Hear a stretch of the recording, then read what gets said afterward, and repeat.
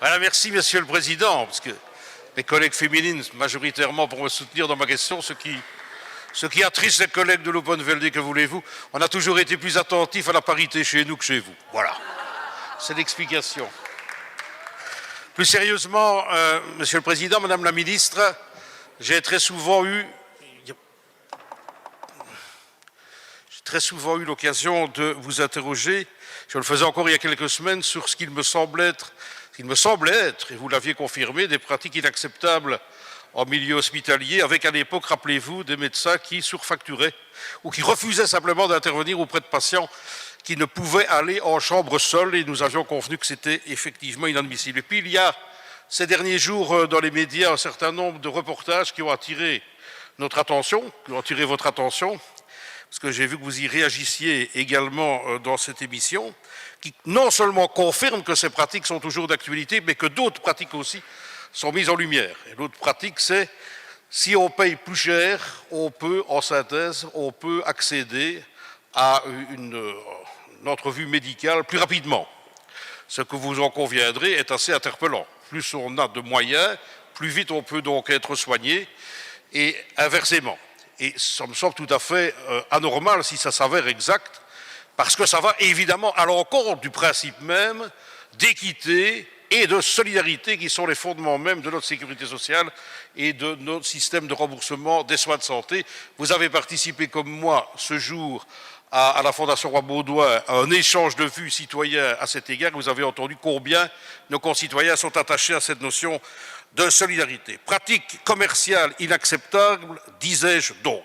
On ne doit pas se voiler la face, Madame la Ministre, on sait que les institutions hospitalières sont en difficulté financière. Et j'aborderai évidemment cet élément-là dans la question, et que parfois, peut-être imagine-t-on qu'on puisse tolérer telle pratique parce qu'on est en manque de spécialistes, puisqu'il y a pénurie d'un certain nombre de spécialistes. Et la question évidemment aussi des rétrocessions d'honoraires pose évidemment un problème majeur qui peut aussi peut-être apporter une explication à tout cela. Et dès lors, Madame la Ministre, au-delà du fait que nous nous insurgeons, Monsieur le Président, j'en termine, contre ce type de pratique, si elle s'avère exacte, je vous pose donc deux questions. Un, êtes-vous au courant? Qu'en pensez-vous? Je suis sûr que vous partagez ma conviction que c'est inacceptable, mais je vous demanderai dès lors ce que vous allez mettre en œuvre pour faire en sorte que ça ne se reproduise plus au sein des institutions hospitalières. Et par rapport aux situations budgétaires difficiles, vous avez annoncé un plan de refinancement des hôpitaux.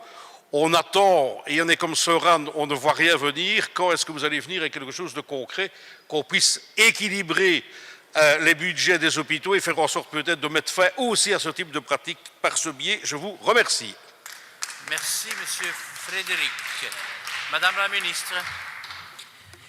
Merci, Monsieur Frédéric, pour votre question. Et comme vous l'avez dit, j'ai déjà réagi hier aussi dans le reportage qui a été émissionné. En ce qui concerne les médecins qui refusent de traiter un patient parce qu'il ne prend pas une chambre individuelle, en ce qui concerne les médecins qui comptent le double honoraire parce que eux, ils sont plus spéciaux que les autres, je répète, comme j'ai dit avant, c'est inacceptable. Un médecin ne peut pas refuser de traiter un patient sur base de la choix du chambre ou sur la base qu'il peut payer ou non payer le double tarif. Chaque citoyen a droit aux mêmes soins de santé de la même qualité, ça c'est sûr. Il s'agit donc d'une faute grave contre la déontologie et l'ordre de médecins l'a dit clairement dans son avis du 22 février 2014. Je comprends très bien les difficultés pour les patients dans ces circonstances et je comprends aussi l'émotion quand il y a un hôpital où on ose faire un mail pour dire que là c'est le tarif, vous devez attendre 8 mois et là c'est le double tarif et vous pouvez venir avec votre enfant là même.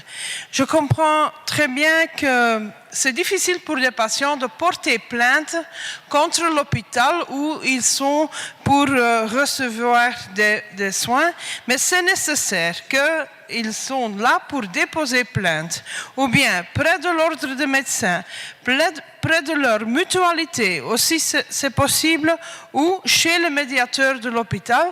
De toute façon, je dis que c'est inacceptable et on met ça sur la table quand on va parler du plan de refinancement des hôpitaux. Et vous savez qu'il y a un rendez-vous fixé où je vais venir, où dans le trajet on se trouve, la date a déjà été fixée avec la présidente de la commission de santé publique. Merci, Madame la Ministre. Monsieur Frédéric.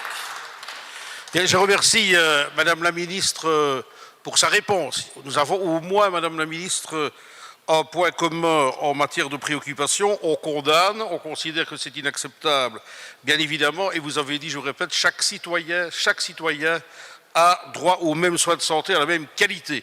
Je partage cette préoccupation, mais je constate au quotidien, au vu de ce qui s'est passé cette semaine, que ce n'est malheureusement pas le cas. Alors vous me dites qu'en termes d'initiative, on en reparlera lors de la discussion sur leur financement des hôpitaux.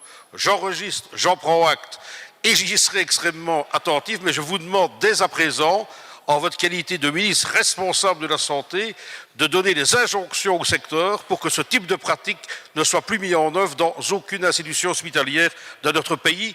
Il y va de la santé de nos concitoyens et de l'accès de tous à la santé au quotidien. Je vous remercie.